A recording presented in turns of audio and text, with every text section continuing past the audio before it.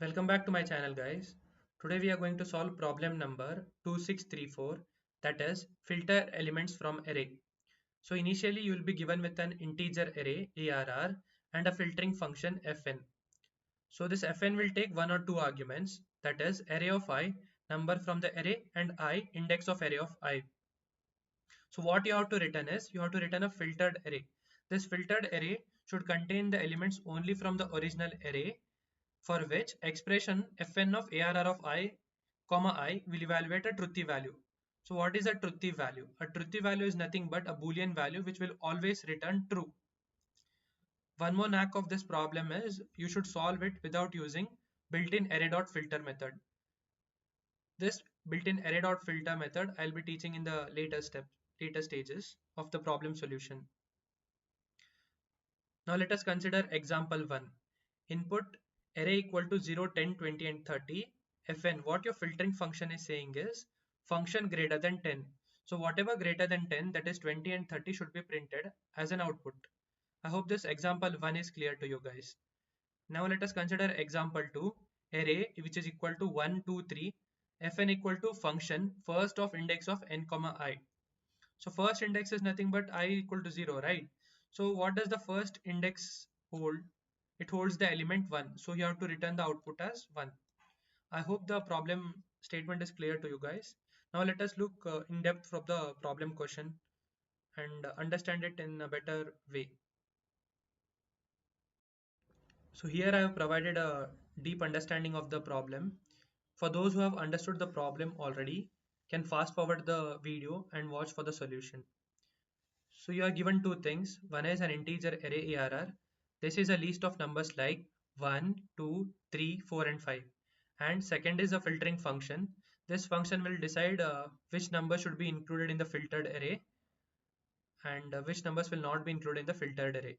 So what this function will do is it will take one or two inputs, that is array of I, the number at the ith position in the array, and I, the index or position of the number in the array, like 0 for the first element, 1 for the second element. So I hope this step is clear to you guys. So what is our goal? Our task is to create a new array called filtered array that will only contain the elements of original array, but with one criteria. What is it? It will evaluate the function fn, where the function fn is always true. That is, it will always return a truthy value. So what is a truthy value? A truthy value is something when passed to boolean value returns true. Examples of truthy value include non-zero numbers like 1, 2 and 5. What this will return is it will return true because these are non-zero elements. And a non-empty string, that is hello, it will always return true over here. I hope you have understood what is this truthy value. So this step is a critical step, or you can say it's very important. So please focus on this step. How does this work? For each element in the array ARR, you will pass it to the function fn. So what you're doing over is you're taking an array and passing it to the function fn. If function array of I comma I returns a truthy value, if this function returns a true value, then you can include array of I in the filtered array. If it returns a false value, you're going to skip to the next element. I hope the problem statement is understood in depth. So now let us look into the problem solution. So now let us go through the solution for this problem. As usual, we are creating a variable named filter. We are then creating a function named array, which will take the original array from the user, and fn, that is the filtering function required by the user, and this function will be assigned to the filter. I hope this step is clear to you guys. Step 1. Initialize an empty array. You're taking a constant, that is fill, and then assigning it to an empty array. What happens here is at this point fill is just an empty array which is ready to collect an elements. I hope this step is clear to you. Step 2. Loop through each element in the array for let I equal to 0, I less than array dot length I plus plus. You're going through each element in the array. Here we have used let because it will be defined within a certain scope in the block. Then step 3, apply the filtering function. if fn of array of I comma I, that is purpose, for each element you can check it should be included in the filter array or not. So if this is true, then only the block of code inside the if condition will be evaluated, else it will not be evaluated. So what happens here is array of I is the current element in the array, I is the current index of that element. You call fn of array of I comma I to evaluate filtering condition. If fn of returns a truthy value as I have said, then only the condition inside the if statement will be evaluated, or else it will not execute the block.